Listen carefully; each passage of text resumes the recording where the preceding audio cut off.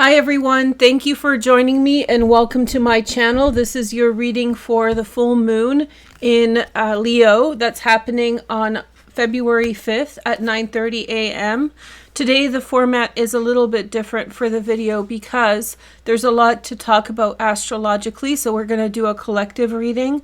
If lots of you guys say in the comments that you want an all sign, then maybe I can fit one in, but we can talk about all signs separately. I'm actually on the fence of doing an all sign for this. I'd really like to, but because it's late and stuff, maybe we can use that time better. But let me know if you want a message for your sign and we can do it separately. Anyway, so this full moon is quite spectacular. It has a lot of interesting qualities to it that I want to share with you. But we have to go step by step in order to fully appreciate it. So I don't know if you guys remember, but I did like tarot card readings with astrology before as a collective. And so maybe we can do that right now. And I can pull some cards to begin with. And then as I do the astrology, we can talk about the cards in connection to this full moon. There's a couple major archetypes that this full moon has a lot to do with, and that being the dolphin. So if you're very connected to dolphins, then maybe this is your full moon. And then the other archetype is the snake. So the snake is very important or prominent with this full moon, and I'll explain all that in just a minute. Overall, the energy of the full moon is really interesting to me. I wouldn't say that this is the full moon of the year, but it has some really nuanced energy that I want to tell you guys about. So one of the energies that really sticks out to me is this kind of idea of faraway spaces. So we may find ourselves at this time in unprecedented territory. We might feel as though we're far away from other people that we know or what's familiar. We might be contending with brand new things also. So such things as finding ourselves in new relationships or finding ourselves in new interactions with people that are quite divergent from what we came to know or what we find familiar. So I think that that's exciting. There's an element of danger here. So today I am going to talk about some dark energies, but it's not a bad full moon. So if you have Leo placements in this position, or if you have some transit there or some natal placement there and you're worried about it, don't worry about it. It's a happy ending full moon. So there's a really good positive ending to this energy. And so as we can see, we have the Empress here, which really connects again to the snake energy. Now, I'm not going to discuss snakes. This just reminds me of the snake comment. I'm not going to discuss the ideology or the mythology of snakes all in one video because it's going to be much too complicated and contradictory. The snake archetype is a contradictory archetype, and we'll actually see this in this full moon a lot because there's a lot of different nuance of contradiction. So I'll point that out as we are talking about it, but it's kind of interesting and it's very exciting. So this is a happy ending. And so snakes, in terms of mythology, can have like positive connotations, but they also have some negative ones in history. I would say that overwhelmingly these snakes that we're talking about today are of the negative nature, so that's why I'm giving you a heads up, because if you are prone to venerate snakes and if you think they're beautiful animals, I agree with you, they're beautiful animals. You might be upset, but I'm not saying that snakes are not beautiful animals, that they're not holy animals. I understand the mythology, but for the purpose of our conversation, we're going to focus on the darker manifestations of snakes. So we get that, and that touches upon the Empress here, touches upon the dual nature of snakes essentially. And I'll give you guys just like a little preamble just to clarify if you're sitting there like, why are snakes two different energies? It really feels as though that there were competing beliefs and religions, and there was some vilification of snakes that had happened in several different faiths and beliefs. And so therefore, this interpretation of the snake as a bad energy probably reinterpreted or misinterpreted another archetype that was of a positive nature. So something that was always seen as holy and beautiful was also reinterpreted as something that was negative or dark. Or maybe there's a double nature to it because, you know, there's two parts of life, the good and the bad.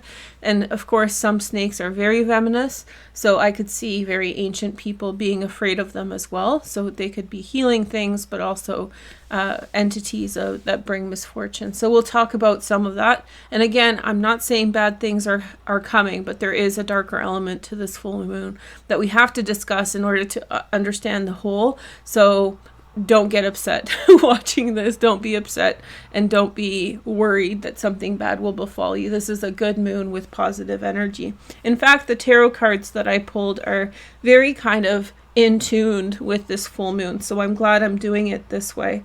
I don't know if you saw, but I have the Braille as well. So I was thinking I would just pull cards as we are doing the astrology just to kind of get different energies out. But this is I would say, so this full moon coincides with the Six of Wands really strong and also the Chariot card. So the Chariot or the Six of Wands didn't show up, but this is very similar energy to this full moon. Now this is Saturn in Pisces. If you guys saw my Saturn in Pisces video with the Eight of Cups, I already sort of touched on that, but this is where we're heading.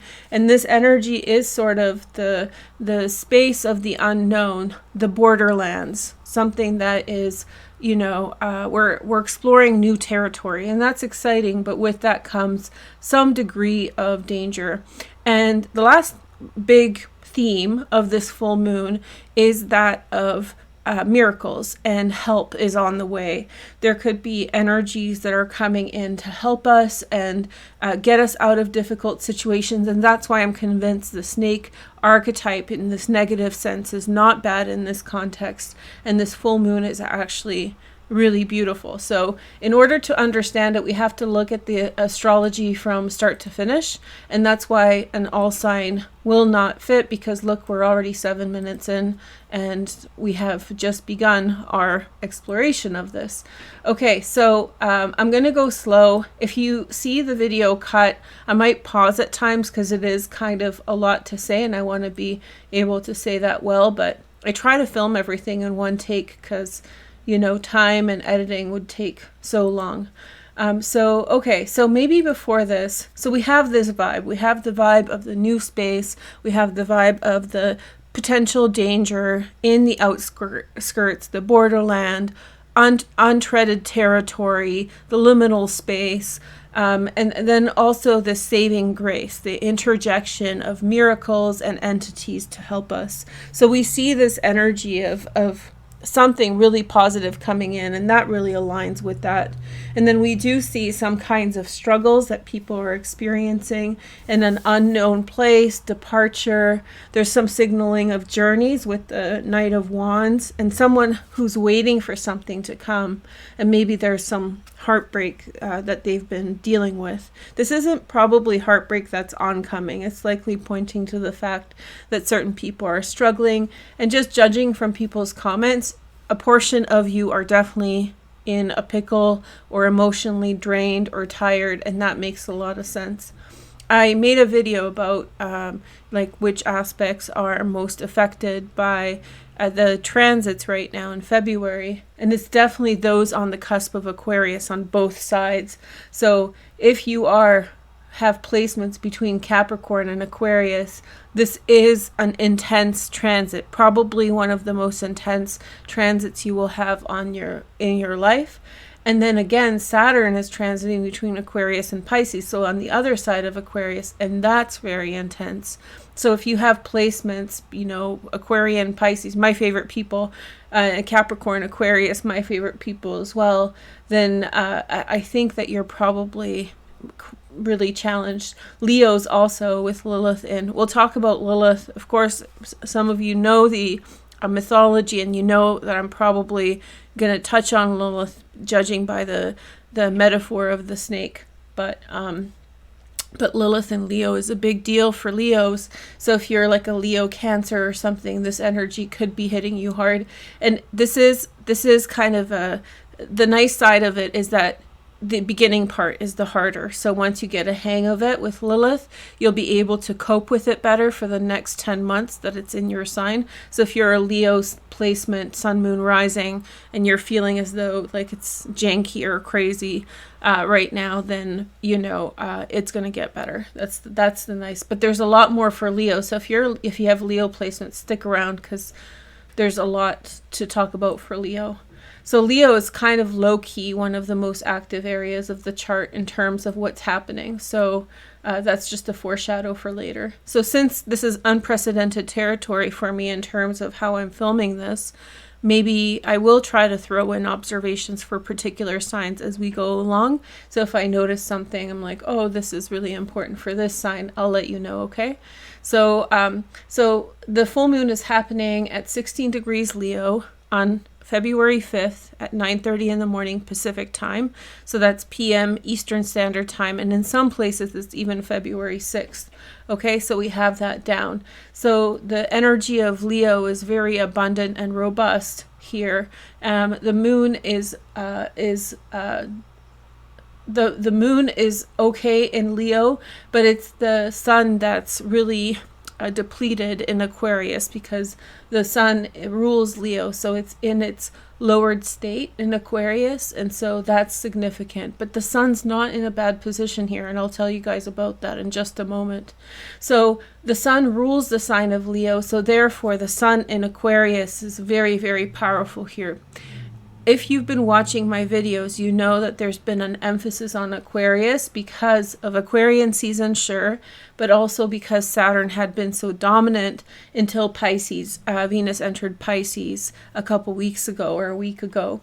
And so we've had this Piscean energy, and even with this full moon, the sun is in Aquarius. Aquarius is ruled by Saturn. And so again, we get this very practical, pragmatic, organizational type of energy. Not as strong as it was in January and end of January, until the end of January when Venus transited, but it's still there. And the sun affecting the moon is so important in this position, and it's really signaling that the right thing will happen, that in all circumstances that are happening right now, that there's going to be an overcoming, that there's an interjection, a larger force will step in and help, a larger force will in some way try to mitigate negativity or whatever's going on in your life that's of a challenging nature, but specifically negativity or unjust behavior. And I'll explain that in a minute as well, okay? Okay, so sun's in Aquarius, ruled by Aquarius. Oh, now I have a list of things I want to say. So the reason the sun is in such a good position here. So the sun is actually in a low position in Aquarius. We've also spoken about the nodes and the sun. So this is not the strongest position for the sun, especially at this time. But I will talk about that more later. But there is something beautiful about this position of the sun. This is the dolphin constellation. And there are a couple different myths about the dolphin that I think are really resonant, but there's one in particular that I want to share with you guys. So the sun is conjunct the Alpha Dolphin star, and it's a binary star, so there's a couple stars there. That's less of a piece of information that we need. But the story goes that there was a man named Arion, and he was born in Lesbos, and he was a famous musician and performer. And one time he went to Sicily and he won a prize. He won a big prize, and he was on his way back from Sicily to Lesbos, triumphant in his glory. His crew attacked him because they were trying to take the prize of his wealth. So what he had won, they were trying to steal it from him. And so he lamented, and he was very sad about this. His life was over. They were about to unalive him. And so he asked, may I sing a song? So he asked to sing a song, and he stood up on the ship, on a part of the ship, and he sang this beautiful song. Now, I need to interject here.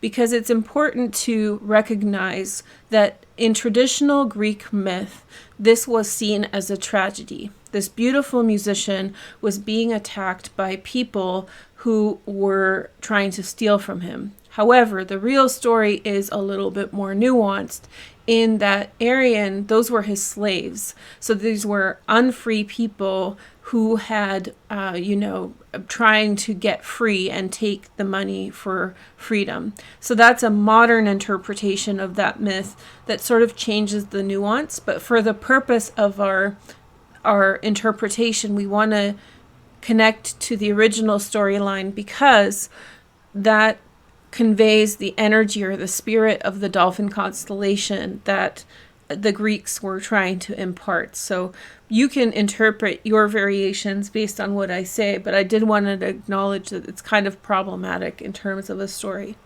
Anyway, so he got up and he sang his song, and it was so beautiful. And he actually, because his song was so beautiful, he attracted dolphins, and the dolphins started swimming around, and he was singing, and then he just jumped into the sea. And rather than being captured by these people, he just jumped. And at that time, I think most people couldn't swim, so it was basically a leap to unaliving themselves. However, the dolphins grabbed him, took him back to Sicily, where he was rescued and where the people were tried who came back with the stolen loot, and he was saved, so the miracle happened. So again, I understand the nuance of people who had been, oppressed, trying to set themselves free. I'm always on the side of the oppressed, so I'm not trying to speak against that. However, through the eyes of the Greeks, the miracle was that the dolphin came in to help this man who had been, bamboozled by his crew, and took him back to Sicily, where he had been regained his strength and power and was saved. So the sun in this position conveys an energy of interjection, and that's how dolphins play in. And Apollo raised the dolphin up into the sky, into the constellation, to recognize the dolphin for its charity, for its good deed. And there are different stories about this constellation. This is the one that I thought was really relevant and applicable to what's going on here. So the sun in Aquarius is very benefic and helpful. In this area in Leo, that's a little problematic, and we're going to say why in a minute, is being interjected by the beautiful dolphin energy from the alpha dolphin star, and the story of Arion. Okay, so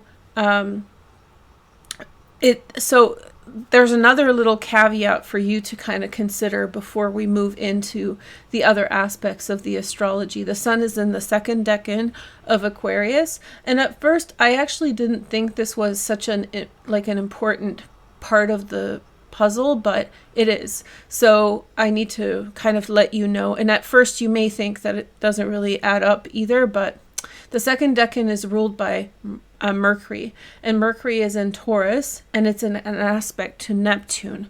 This conveys to me that there's going to be some kind of communication that could be in some way misleading, or there could be some kind of communication that's overly exciting, promising too much without actually delivering something. There's some type of, I feel like the foundation of the situation has something to do with miscommunications, or saying too much, or buttering someone up to get something out of them, and maybe some youthful things. Look at these energies of the pages. So we're talking about maybe not thought out energies here. So Mercury is important here, but it's aspecting Neptune, and so therefore what is being said at this time may not be true to reality, and that can set wrong expectations, and leading into this full moon there could be disenchantment. This brings me actually to another transit that I was going to talk about later, but it might be helpful to talk about now. Days before the full moon, so I'm filming it before, there's a square between Venus and Mars as she passes Mars. And so again, there's this kind of tension, not being on the same footing as other people, particularly between the genders. There may be a friction, competing energies. Two different people want different things. And with Mercury here aspecting Neptune, what someone wants and what someone says may not be the same thing. And then also in Capricorn, there may be a very specific goal that someone is trying to achieve. And so it implies that there could be purposeful misdirection and so that can get someone to believe something or expect something in a certain direction. And then they will, somebody will be disenchanted because it'll feel very concrete. So be on the lookout for people telling you things that are seemingly very concrete, but not so truthful. Let's pick a card for that one, because I think that would be something helpful. We have the Death card. So see, something's going to change.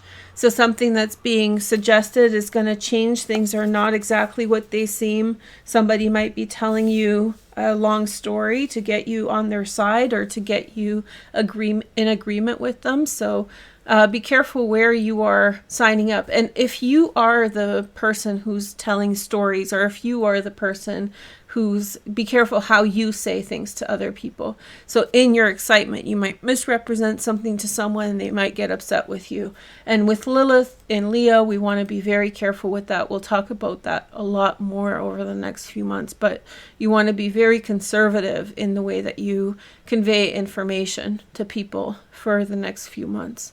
Okay, so now we're back into the moon, where the full moon is happening.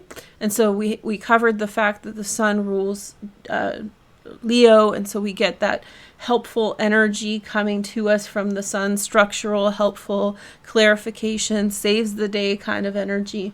And the moon is in the second decan of Leo, which is in traditional and modern astrology is ruled by Jupiter. So this is a benefic, positive aspect. Jupiter and the moon will be creating a trine, which is a really nice aspect, just a day before the moon enters into the full moon. On the onset, as the full moon begins, the moon will form a nice trine to Jupiter. And so this begins this full moon in a positive direction, giving whatever's going on in your life like a positive, the beginning is good, the introduction is good. And so whatever's going on, there may be some expectations or excitement, or hoping for a certain outcome or something like that, or excitement, feeling that you can make it, or something can happen that can make you feel as though you can achieve what you want. So Jupiter is overlooking this area of the chart as the moon transits it. And just for a little bit later, this area of the chart coincides with the summer months of July 22nd through August 22nd. And the decan date specifically is August 2nd through the 11th. And that's going to be very important in a moment from now. At the beginning of the video, I mentioned the Six of Wands as being very important. So the Six of Wands didn't come up, but the Six of Wands is essentially the card of victory. You have been facing some kind of problem, some kind of opposition, and now you are breaking away and you're overcoming. So you see how the story of the dolphin and Arion kind of contributes to that. He thought he was a goner. He thought he was done for. The dolphin swooped in and saved the day, and the Six of Wands plays into that energy very nicely. So if you're feeling very, very discouraged at this time, Three of Swords, if you're ready to let go of something, there may be some restitution for you here. There may be some beautiful outcome. There may be some turn of the tide energy. Let's pick a card for the Six of Wands and see for the Six of Wands, Jupiter in Leo, and let's see if there's some kind of energy here. So we have the Seven, which is the Chariot card. So if you remember at the beginning of the reading, I mentioned that the Chariot card is very significant in this reading. So we'll talk about that more a little bit later, but it's all about overcoming. And I forgot to mention, we did get the sun, and the sun represents, of course, the sign of Leo, where the full moon is happening. So okay, so do I talk about this yet? No, we'll save it for later. But there is this energy of like, oh, I remember what part this. Okay, so maybe I can talk about this now. Sorry if this is a little bit fractured, but I was going to say this later, but rather than keep you kind of remembering stuff, I'll tell you now. So there's a star here as well. It's called Dubhe, and it's a part of the Great Bear. So the Great Bear, the Bear constellation, is the one that everyone can find in the sky. If you can't find anything else, you can find the Great Bear. And so Dubhe is a star that has fairly recently become circumpolar, which means that it only recently has become visible to us all year round in the northern hemisphere, compared to other stars. That was 5,000 years ago, sorry. And so this star is like associated with the Chariot card, and it has this correlation of overcoming. And remember how I told you that there was this aspect to this full moon that had to do with like ups and downs, like snake, iconography or imagery, and some of it's good, some of it's bad. Even the story of Arion and the dolphin has a little bit of duality to it. And so this too, Dubhe, has a duality to it as a star. So the star, it has been predicted as a very fortunate star, very connected to overcoming and championing over things. There were temples that were built in Old Kingdom of Egypt that were aligned to this star, presumably because it started becoming apparent when they were building those temples. So remember how I told you that it became circumpolar about 5,000 years ago? That's when the old temples were being built. I think Dendra, but don't quote me on this because I might be wrong. Dendra might have been in part built in a line to this star, because as those civilizations were thriving and growing, that's when this star became circumpolar or visible from the northern hemisphere. And so Dubhe has this duality to it. Some say it's about overcoming, championing, swooping in, and saving the day, so to speak. But then there's also this energy of downfall, or downfall of big powers and those kinds of things. I don't want to get political, but I do feel as though we're on the precipice. I think a lot of world leaders are nervous because I think many of them are in hot sauce. A lot of them are on the precipice of scandals and problems, and maybe we're not seeing it, but I have a feeling that behind the scenes, that's what's going on. There's this energy that's going on for them, and that could be for a good reason, or that could be something bad. Since I'm talking about it now, I'll mention this, but just very succinctly. Vladimir Zelensky, the president of the Ukraine, he was actually born with a very similar aspect. Hold on, I might be wrong, because I thought it was inverse. No, it's actually, he has a moon. I might be wrong about this. I think I just fooled, but he was born on a full moon. I know he's an Aquarius, but I'm not sure his moon, it was somewhere close in that. So he has that energy. I'll make a video about this to clarify. I shouldn't have mentioned it. My note was wrong, or my mental note was wrong. So I want to look at that a little bit deeper. But when I saw that, when I was like looking around, I was like, oh, maybe something happening for him. But it really feels as though, for good or worse, that there's some type of real challenge of governance on a personal level to some of these leaders, and some of these structures, political structures and things out there are facing this problem. Fixed stars, when we use them, like Dubhe, remember I was mentioning that?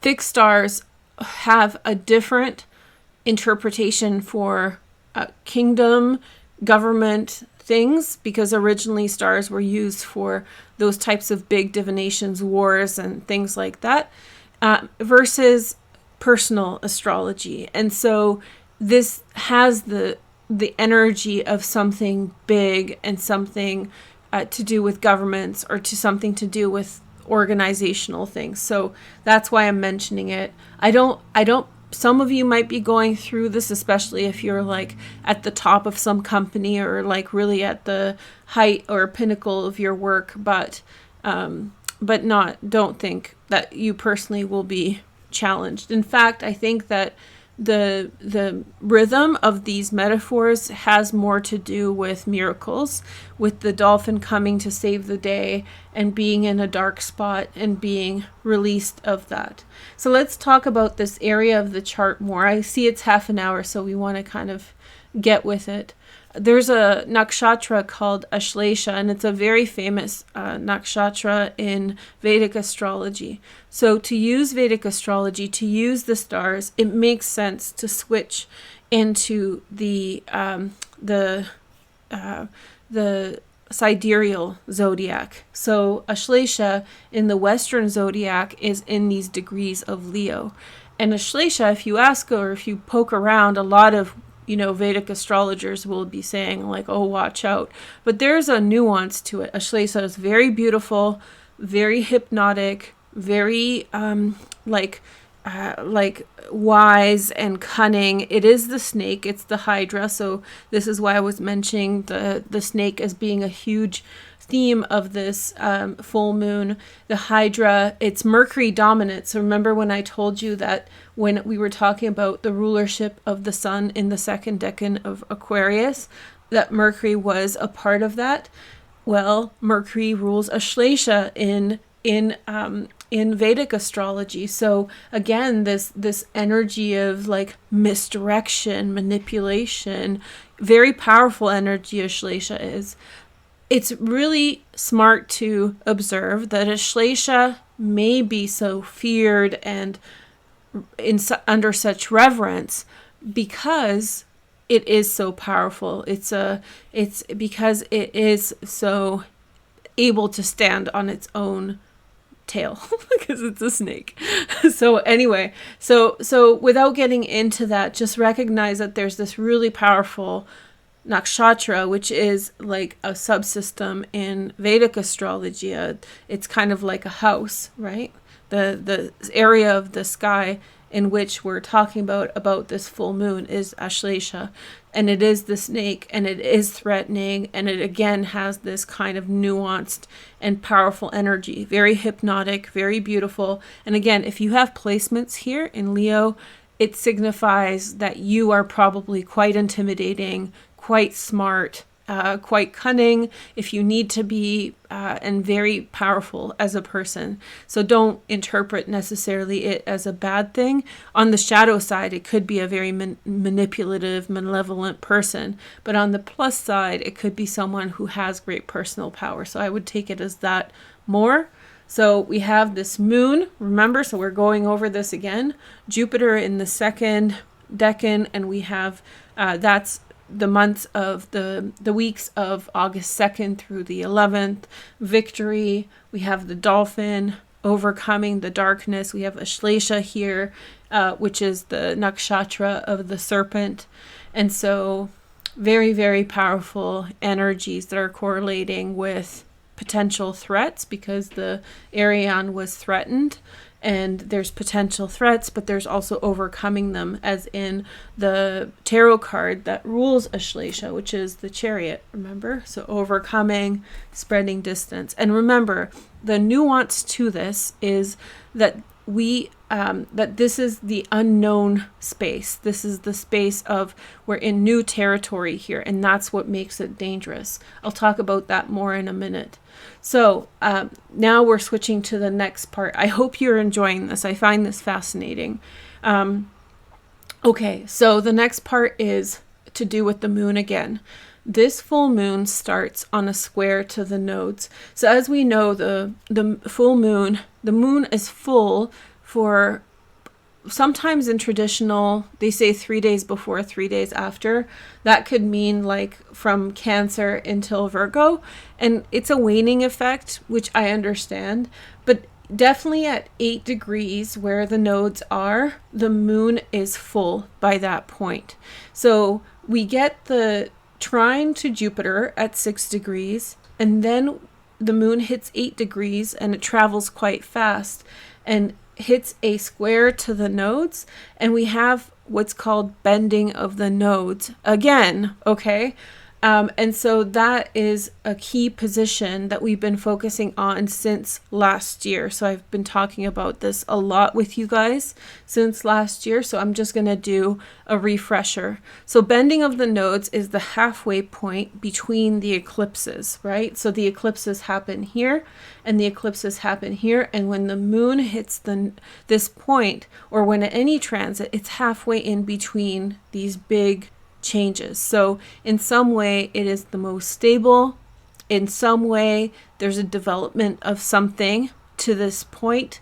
The next big change, and I'll talk about that in a minute, isn't until May, and so we're in this position here. Now again, like I said, there's a lot to talk about, so maybe this is a good time to introduce this. So I just mentioned that we are in faraway places, distance places, the liminal space. Well, the moon isn't exactly at apogee here. Remember in my video, this was probably my intro to 2023 video that I made in the beginning of January. And I mentioned that there was this position here. Lilith was still in Cancer, but this position here was the position closest to the Earth. And I didn't do a new moon in Aquarius video, but that new moon was alongside the anti-Lilith, which is the position, the perigee, the closest position of the moon to the Earth. Well, this, even though it's not exact, is the furthest position as it's near Lilith, the apogee, right? And so we in this space of Leo right now, because Lilith is there, that theoretical distance, we are in the liminal space. We are in the unknown borderlands in terms of the lunar energy, and especially transits involving the moon are really powerful here. If you have a Leo moon, this is huge for you. And so what's going on when we have this distant space in between eclipses? We're in unprecedented territory. This is why it's not that. So Arion went to Sicily, to an unknown place, and he had by the way, that crew of people apparently was a crew of people that he didn't really personally know. So he put 2 and 2 together and went to Sicily. So he was in unknown territory, right? And so this energy of the unknown is huge. And this is a positive thing and a bad thing. The bad thing is because we have things like Lilith in the unknown. We have these creatures of the desert that we don't know. This is Babylonian astrology, so I'm not referencing Lilith of the Bible. I'm referencing the older tale that's probably like 1800 BCE.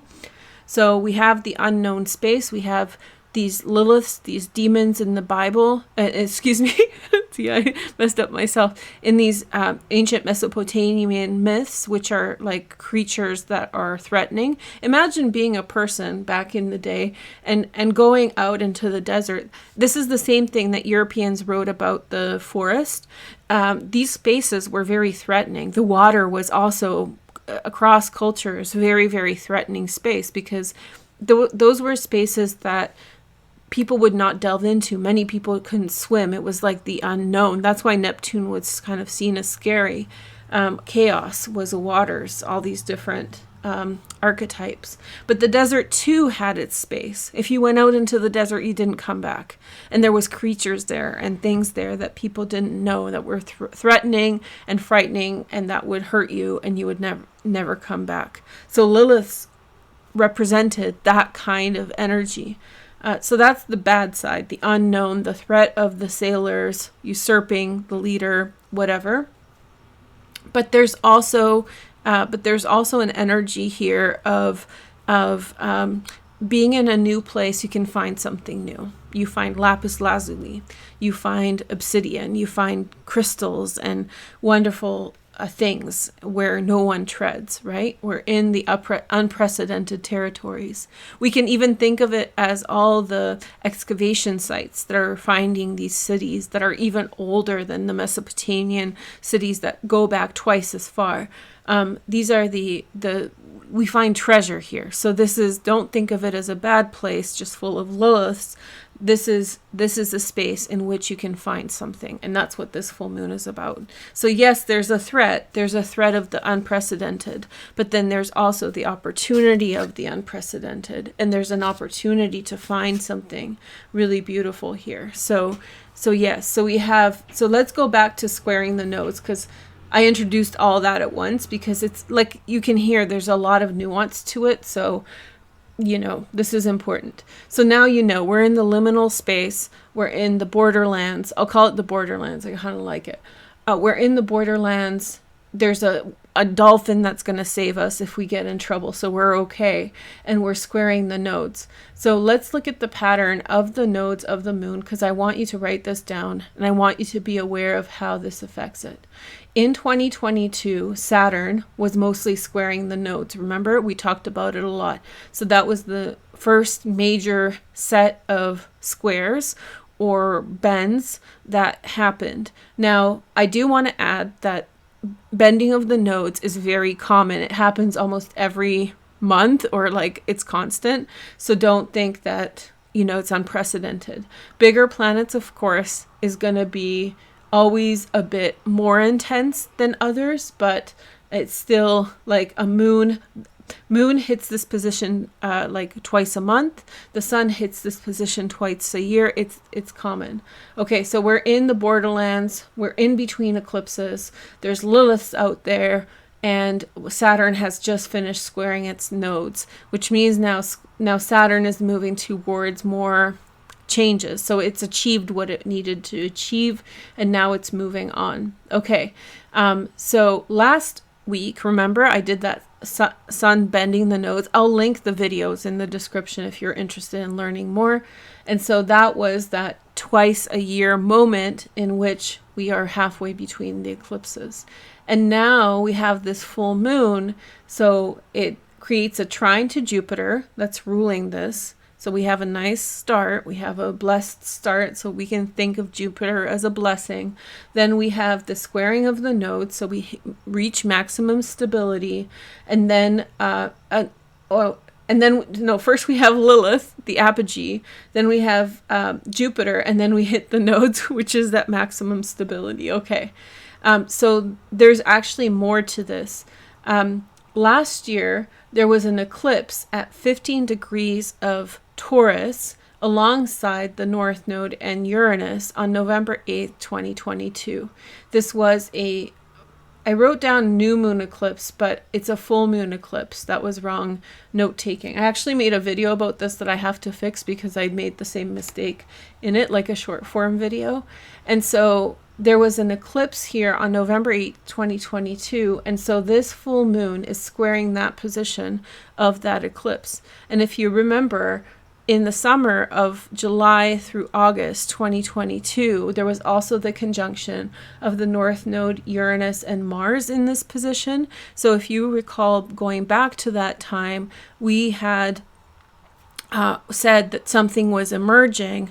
Well, something had emerged and manifested even more on November 8th, 2022, when there was this full moon eclipse in Taurus in that same vicinity, 3 degrees away. And now we are getting a full moon in Leo that's squaring that position. And so that energy is maturing, but that doesn't stop there. So we're in this liminal space. Something is maturing. There's new potential here. There's another eclipse that's happening on May 5th in Scorpio at exactly 14 degrees, 54 minutes. So essentially like a degree off of a square here. And so that Scorpio eclipse is a full moon's eclipse. So we had one here, boom, next one. And I suspect that whatever's maturing here, we want to be really attentive, is going to really come into fruition over here. Okay. So I think Oh, one more thing. I mentioned so I was going to kind of add other things, but this is really long now, so I want to finish up.